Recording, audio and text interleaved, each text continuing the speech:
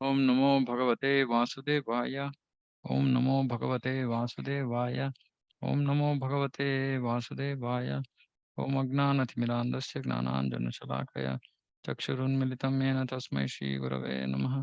नमो विष्णुपादाय कृष्णप्रेष्ठाय भूतले श्रीमते भक्तिवेदान्तस्वामिनिति नामिने।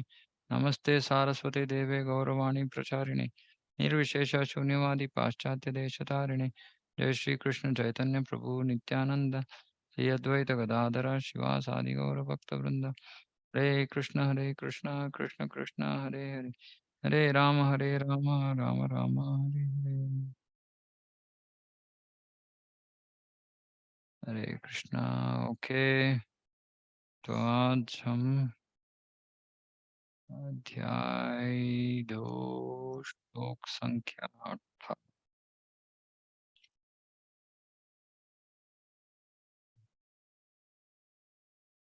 ओके। अंतवंत इमे देहा नित्यस्योक्ता शरीरिणः अनाशिनो अप्रमेयस्य तस्माद्युध्यस्व भारत। अनुवाद। अविनाशी, अप्रमेय तथा शाश्वत जीव के भौतिक शरीर का अंत अवश्य अवश्य अवश्यम भावी है।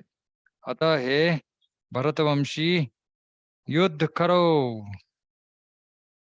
अविनाशी अप्रमेय तो अंतवंते में देह नित्यस्योक्ता शरीरिणः नाशेनो अप्रमेयस्य तस्माद् युध्यस्व भारत। हम्म,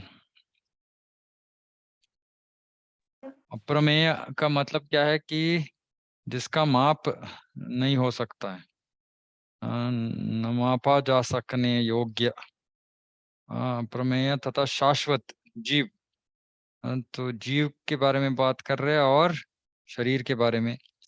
जीव तो अविनाशी है, जिसका नाश नहीं होता है और को माप नहीं कर सकते, उसका माप नहीं कर सकते। हम लास्ट सेशन में हमने पढ़ा कि हाँ, केश का आगे भाग का 10,000 भाग करेंगे तो एक भाग वो उस आत्मा का माप है, साइज है। तो मुश्किल है, कोई भौतिक विधान से हम प्रकार से उसको उसका माप नहीं कर सकते। तो हम अप्रमेय है और शाश्वत है जीव। हाँ, लेकिन जो शरीर वो धारण करता है वो भौतिक शरीर अंत अवश्य क्या बोल रहे हैं, अंतवंते मेधा नित्यस्य नित्य स्वरूप नित्य उक्ता शरीरिणः। तो वो तो अंत होने वाली है। हाँ। तो आज प्रभुपाद जी तात्पर्य में बताते हैं कि ये तो भौतिक शरीर स्वभावतः वो नाश होने वाली है। तो आज या कल, अभी इसी क्षण नाश हो सकता है, नहीं तो 1,000 सालों के बाद नाश हो सकता है। लेकिन सिर्फ प्रश्न क्या है कि कब होगा, वही प्रश्न है, लेकिन नाश तो होगा ही। हम्म, तो उसको तो शाश्वत शाश्वत हम उसका पालन नहीं कर सकते, उसका रक्षा नहीं कर सकते। लेकिन ये जो आत्मा है वो इतना छोटा है फिर भी इस शाश्वत है। और वो इतना छोटा है कि एक कोई शत्रु है तो उसको वो देख भी नहीं सकता, वो आत्मा को, इतना छोटा है। हम्म तो फिर वो कैसे मारेगा आत्मा को। तो इसलिए बोल रहे कि आत्मा का कुछ नाश नहीं है, अंत नहीं है। और देह का तो अंत है ही। तो इस देह को, देह का रक्षण करने में हम इतना हमारा समय शक्ति सब क्यों उपयोग कर रहे हैं। वो तो आज न आज या कल वो तो नाश होएगा ही। तो इसलिए भागवत में बोलते हैं कि सिर्फ देह का संरक्षण, इतना ही आरोग्य स्थिति में देह रहना है, बस उतना ही हमको, उतना ही हमारा कर्तव्य है देह के प्रति। हम्म, उसको कुछ बहुत अच्छे कंफर्टेबल सिचुएशन में रखने का कुछ जरूरत नहीं है, आवश्यकता नहीं है। एक्चुअली जब विदुर धृतराष्ट्र के पास आता है और बोलता है कि आप तो अभी बहुत बूढ़े हो गए हो, और एक कुत्ते के जैसा भीम जो खाना फेंक रहा है आपके तरफ, वो उसको खा के आप ऐसे बहुत बदतर जीवन बिता रहे हैं। क्यों ना आप इस महल को छोड़ के अ, आत्म साक्षात्कार के लिए कोई जंगल में जाए। तब धृतराष्ट्र बोलता है, नहीं नहीं विदुर, मैं कुछ सन्यासी नहीं हूँ, मैं मेरा देह इतना, ये सब जो महल में जो सौकर्य है, इस सौलभ्य है, इस सब के ऊपर अवलंबित है। मैं ऐसे आसानी से इस सब को छोड़ नहीं सकता। हम्म, तो ऐसे हम हमारे जीवन में जो भी है भौतिक विषय है, उसके ऊपर अवलंबित हो जाते हैं, और इसी तरह जीवन हमको बिताना है और इससे बेहतर होना है। ऐसे हम इस जो नाश होने वाली है उस शरीर के ऊपर या उसका सोच में ही हम पूरा जीवन बिताते हैं। लेकिन वो तो उसको तो हम उसका रक्षा तो हम कर नहीं सकेंगे, वो तो नाश होगा ही। इसलिए जो मरते हैं, जो जिनको अपने मैं अहम अहम है, मैं मेरा ऐसे जो जीवन बिताते हैं, तो उनका तो मृत्यु बहुत दुखदायक होती है, बहुत दुखदायक। क्योंकि उनको छोड़ना नहीं है ये देह, क्योंकि पूरा जीवन वो मैं इस देह हूँ, इस चेतना में उन्होंने वो जीवन बिताए होंगे। तो आखिर में ऐसे उसको खींचा खींचा जाएगा। अजामिल के जो हम कथा सुनते हैं, तो उसमें तो अजामिल इतना भाई ग्रस्त होके रो रहा है, दुखित होके वो फिर भाई ग्रस्त अपने बेटे का नाम लेता है। क्यों? क्योंकि वो यमदूत आके उसको खींच रहे हैं देह से, चलो हो गया तो है तेरा समय। हम्म तो जब ऐसा परिस्थिति आएगा, तो इतना देह के ऊपर इतना मोहित जीव, वो देह को छोड़ने का उसको मन नहीं होगा। बहुत दुख भरित मृत्यु। लेकिन जो भक्त है उसको पता रहता है कि ये तो देह मेरा नहीं है, ये सिर्फ मेरा वाहन है, मुझे दिया गया है, ये तो नाश होगा। ठीक है, नाश होने का समय आ गया तो ठीक है। इस देह को छोड़ के मैं तो आध्यात्मिक जगत ही जाऊंगा। तो वो तो आनंद का विषय हो जाता है भक्त के लिए।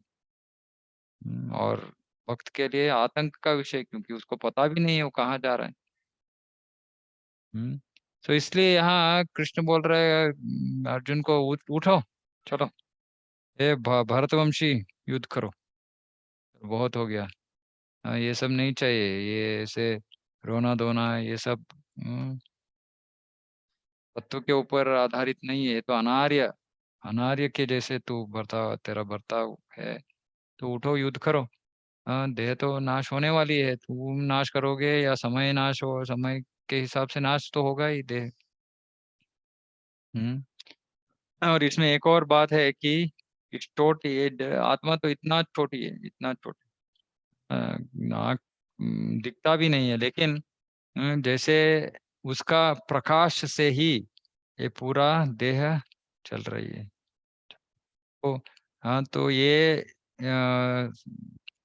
उसका कितना माप है, कितना साइज है, वो मुख्य विषय नहीं है, लेकिन उसी से ही ये भौतिक शरीर काम भौतिक शरीर काम चल रहा है। तो जब ये आत्मा इस देह को छोड़ देता है, तो देह क्या होता है, डिकम्पोज होता है। डिकम्पोज का मतलब हिंदी में अम, खराब हो जाता है।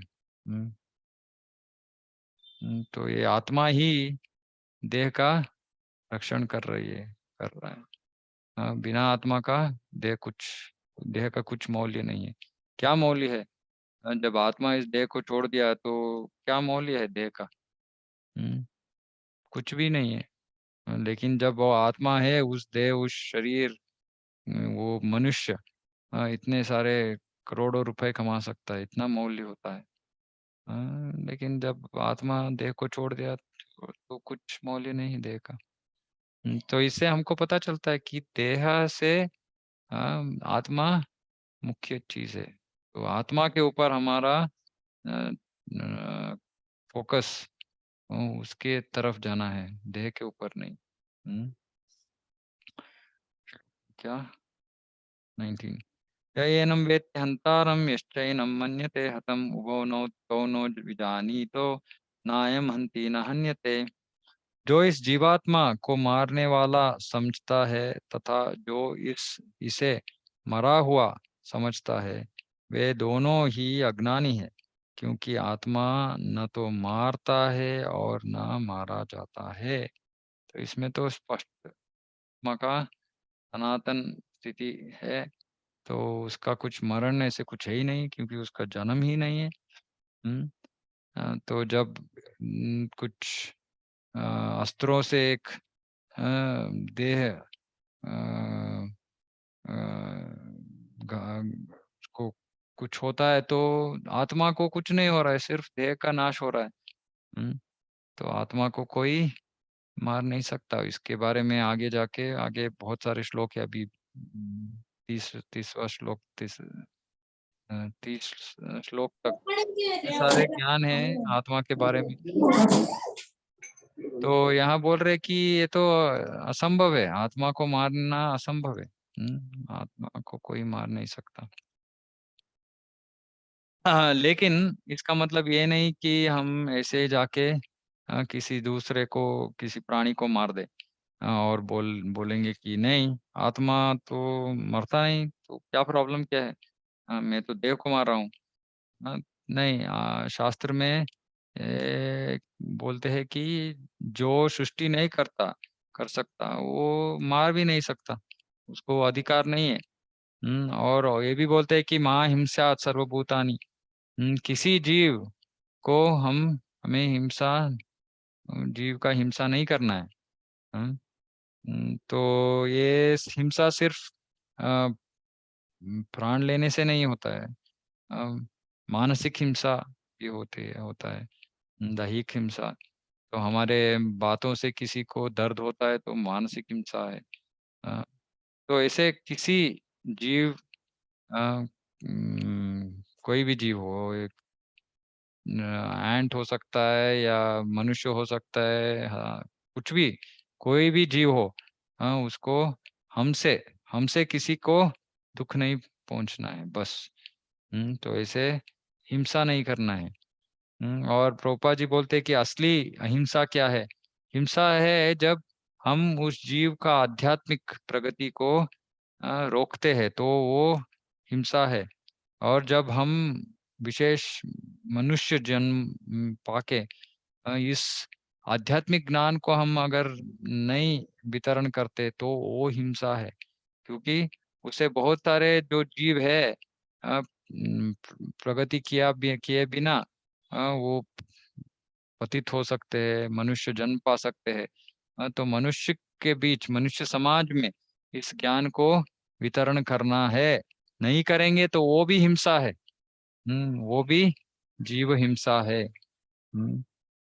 तो ये बहुत मुख्य विषय है, इसीलिए प्रभुपाद जी सबको जब वो थे यहाँ भौतिक जगत में, जब वो उपस्थित थे, तो वो सबको प्रचार में लगाते थे, सबको। किसी कोई कल आया होगा, कल इस्कॉन में जुड़ा होगा, लेकिन वो आज वो बाहर जाता है, जाएगा, पुस्तक वितरण करता है, हम प्रचार करता है। तो ये था मूड तब जब प्रभुपाद थे। लेकिन आजकल तो इतना जबरदस्त मूड नहीं है, इतना उत्साह नहीं है। बहुत सारे भक्त अपने खुद के लिए भक्ति कर रहे हैं। हाँ ठीक है, मेरा जीवन ठीक होना चाहिए, मैं भक्ति में मुझे आगे बढ़ना है। लेकिन बाकी जीवों के बारे में हम सोच नहीं रहे। हाँ, जब हम ऐसे समाज कल्याण कार्य है, ये ऐसे नहीं सोचते। और खुद की भक्ति के बारे में सिर्फ सोच के जी रहे तो हमको असली भक्ति का अनुभव नहीं होगा, भगवान का जो कृपा का अनुभव नहीं होगा। अ, कौन भगवान का कृपा अनुभव कर सकता है? जो उसका सामर्थ्य से ज्यादा जो प्रयत्न करता है भगवान की सेवा करना, वो अनुभव, वो उसको अनुभव हो सकता है। इंग्लिश में हम बोलते हैं कंफर्ट जोन। आराम स्थिति में अगर हम हैं और ठीक है, सब अच्छा चल रहा है, भक्ति चल रहा है, सब अच्छा है, तब हमें भगवान का कृपा, भगवान का उपस्थिति का अनुभव नहीं हो सकता है। लेकिन जब हम हमारे सामर्थ्य से ऊपर भगवान का या गुरु, वरिष्ठ भक्तों का जो आदेश रहता है उसको पालन करने का प्रयास करते हैं, तब हमको असली भगवान की कृपा का अनुभूति हो सकती है। हम्म, अ, तो ऐसे बहुत कठिन सेवा लेने से हमको उस कृपा का अनुभूति हो सकती है। तो ये प्रचार कार्य जो है, प्रयास करना, दूसरे लोगों को पुस्तक वितरण करना या इसे भक्ति में लाना, वो प्रयास जो है वो नहीं करेंगे तो वो हिंसा हो जाता है। और जब प्रयास करेंगे तो भगवान का कृपा का हम पात्र बन जाता है बन जाते हैं। तो आत्मा मरता नहीं है और आत्मा को कोई मार नहीं सकता। लेकिन फिर भी हमें जो शरीरधारी है आत्मा, तो मनुष्य शरीर जिनको मिला है उनको आगे बढ़ने में हमें मदद करना चाहिए। क्या बीज न जायते म्रियते वा कदाचिन्नायं भूत्वा भविता वा न भूयः अजो नित्यः शाश्वतोऽयं पुराणो न हन्यते हन्यमाने शरीरे। आत्मा के लिए किसी भी काल में न तो जन्म है न मृत्यु, वह न तो कभी जन्मा है, न जन्म लेता है और न जन्म लेगा। वह अजन्मा, नित्य, शाश्वत तथा पुरातन है। शरीर के मारे जाने पर वह मारा नहीं जाता। तो देह का छह तरह का देह, छह तरह का चेंजेस होता है देह देह में। वो जन्म लेता है, फिर थोड़ी देर रहता है, फिर बढ़ता है, फिर उत्पत्ति पैदा करता है, फिर धीरे धीरे वो क्षीण होता है, फिर अम, नाश हो जाता है। लेकिन आत्मा को ऐसे कुछ बदलाव नहीं है आत्मा में। आत्मा तो अजन्म है। और क्योंकि वो एक देह को स्वीकारता है, भौतिक देह का जन्म होता है, तो आत्मा का जन्म नहीं है। हम्म, और जो जब देह वो पाता है, फिर देह उसको देह छोड़ना भी होगा। अ, तो इसलिए क्योंकि आत्मा को कुछ जन्म ऐसे कुछ नहीं है, तो इसलिए बोलते हैं कि आत्मा का कुछ अ, भूत, वर्तमान, भविष्य ऐसे कुछ नहीं होता। वो तो सनातन है, उसमें कुछ चेंजेस नहीं है। वो ऐसे ही प्रज्ञापूर्ण है। आत्मा पूरा चेतन पूर्ण है, पूरा ज्ञान पूर्ण है।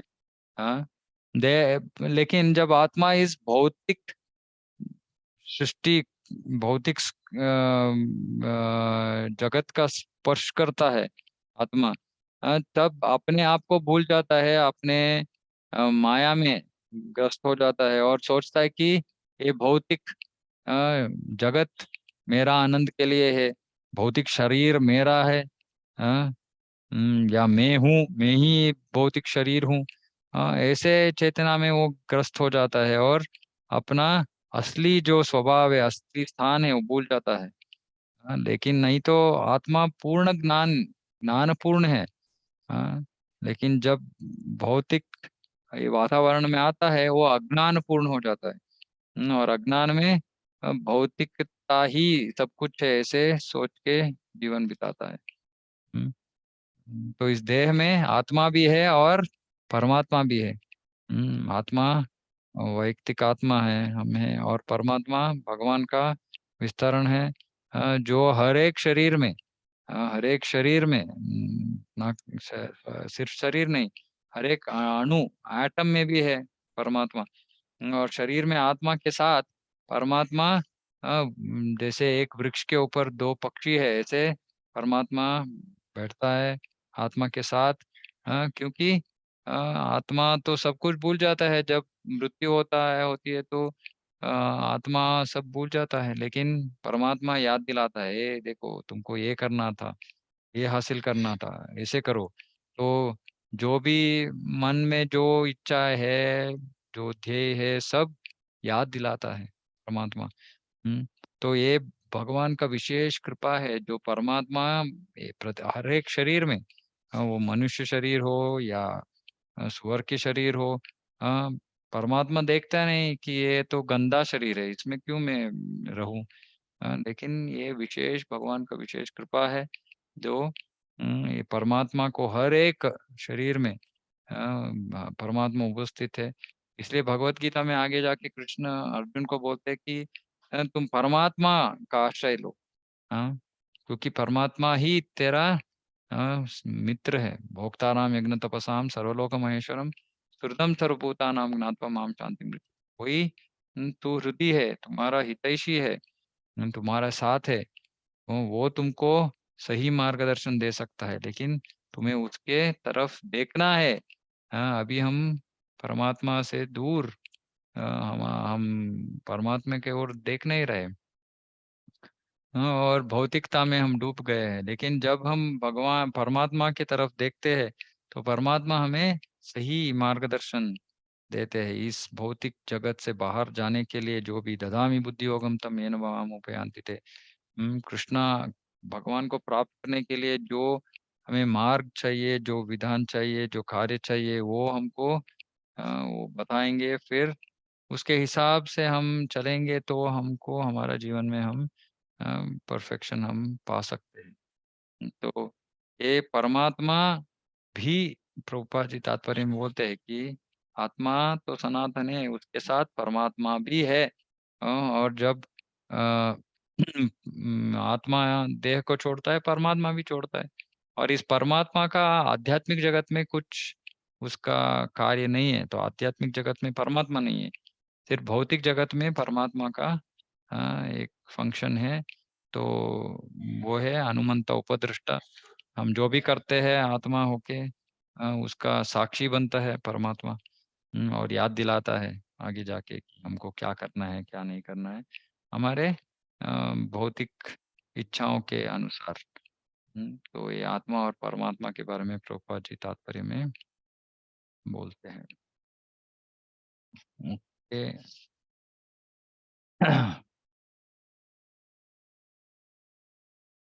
वेदाविनाशनं नित्यं य एनम् अजमव्ययम् कथं स पुरुषस्पार्थ कं घातयति हन्तिकम्। हे पार्थ, जो व्यक्ति यह जानता है कि आत्मा हो गया ना ये, शाश्वत, नहीं नहीं नहीं। जो व्यक्ति यह जानता है कि आत्मा अविनाशी, अजन्म, शाश्वत तथा अव्यय है, वह भला किसी को कैसे मार सकता है या मरवा सकता है। तो अर्जुन को यहाँ कृष्ण बोल रहे हैं कि तुम तो मारने की बात कर रहे हो, लेकिन अ, जिसको पता है कि ये आत्मा अजन्म है, शाश्वत है, अव्यय है, तो तुम कैसे आत्मा को मार सकते हो। तो तुम किसी को मार नहीं सकते, तुम तो सिर्फ देह को मार सकते हो। हम्म। और पहले जैसे हमने चर्चा की कि ऐसे नहीं कि इसके कारण हम किसी को भी मार दे, नहीं, लेकिन धर्म के लिए अ, तो यह हिंसा भी, हिंसा का भी आवश्यकता है समाज में। धर्म का स्थापन, धर्म का रक्षण करने के लिए हिंसा का उपयोग होता है। तो ये न्याय का रक्षण करने के लिए हिंसा चाहिए। ये नहीं कि न्याय दिलाना है लेकिन मैं शांति मार्ग ही अनुसरण करूंगा। लेकिन ये तो काम नहीं करता है। हम अ, कृष्णा ये नहीं बोल रहे कि तुम हड़ताल करो, भूख हड़ताल करो और इस युद्ध को जीत लो, ऐसे नहीं। सीधा बोल रहे कि युद्ध करो, तुम क्षत्रिय हो। क्यों ऐसे तुम पीछे हट रहे हो? क्यों शांति के बारे में बात कर रहे हो? शांति का प्रयास तो हो गया उससे पहले ही कृष्ण ही आके शांति स्थापना करने का प्रयास किया उसने। लेकिन दुर्योधन धृतराष्ट्र को नहीं चाहिए था शांति, युद्ध का घोषण हो गया। अभी युद्ध घोषित है, अभी युद्ध प्रारंभ हो रहा है, अभी तेरा शांति का क्या ये सोच चल रहा है? छोड़ो इसको। हाँ, तो हिंसा चाहिए अभी, क्योंकि धर्म का अभी स्थापना करना है तो हिंसा ही चाहिए। अभी युद्ध है तो हिंसा होगा ही। हाँ। तो जब हम ये धर्म के लिए, धर्म का स्थापना करने के लिए जब हिंसा का उपयोग करते हैं तो अहिंसा है। जैसे प्रभुपाद जी उदाहरण देते हैं कि अगर एक सैनिक है और देश का रक्षण करने के लिए वो किसी को मारता है तो उसको तो कोई शिक्षा नहीं देगा, वो तो उसको अवार्ड मिलता है। लेकिन खुद अपने कारण, खुद के लिए अगर वो किसी को मारता है तो उसको फांसी पे चढ़ा जाता है। तो इसका मतलब है कि धर्म के लिए किसी को मारना भी अधर्म ही है। हम्म, और मनु संहिता के उसके मार्गदर्शन के अनुसार अगर कोई किसी को, विशेषकर मनुष्य को मारता है तो उसको भी मारना है। मृत्यु दंड से शिक्षा देना पड़ता है, क्योंकि नहीं तो वो अगले जन्म में उसको नरक वास मिलेगा, फिर बहुत ज्यादा कठिनता उसको सहने पड़ेगी। बदले अगर राजा उसको दंड देता है, मृत्यु दंड देता है, तो उस मृत्यु दंड से क्या होगा, उसका वो जो पाप है वो नष्ट हो जाएगा। तो वो तो लाभदायक है। वो जो मारा मारा है वो तो उसको लाभदायक होगा अगर उसको मृत्यु दंड दी जाए। तो ऐसे ये सब तो आजकल हमारे समाज में ऐसे नहीं सोचते, नहीं नहीं, कोई किसी को मारा है फिर भी उसको माफ कर दो। या तो उसको कारागृह में डालते हैं लेकिन उसको मृत्यु दंड नहीं देते, बहुत सालों के बाद वो बाहर आ जाता है। ये तो उसके लिए लाभदायक नहीं है, क्योंकि अभी उसको मरण मृत्यु दंड नहीं मिला तो उसको तो नरक जाना पड़ेगा। तो और भुगतेगा वो कष्ट। तो ये सब सूक्ष्म जो ज्ञान है, ये न्याय है, मनु संहिता में है, लेकिन आजकल किसी को ये सब पता नहीं है। हम्म तो ऐसे बहुत सारे जो सूक्ष्म विषय है, जो महाभारत अगर हम पढ़ते हैं तो ऐसे बहुत सारे विषय है, धर्म का विषय जो हम सीखते हैं। तो इसी के साथ हम आज का इस चर्चा यहीं खत्म करते हैं। अगले हफ्ते में हम ये बहुत महत्वपूर्ण जो श्लोक है, वासांसी जीर्णानि यथा विहाय, इसका हम तात्पर्य सुनेंगे। तो इसके साथ आज का यही खत्म करते हैं। किसी को कुछ कुछ प्रश्न है तो कर सकते हैं। भगवद गीता की जय, जगत गुरु बात की जय। हरे कृष्ण।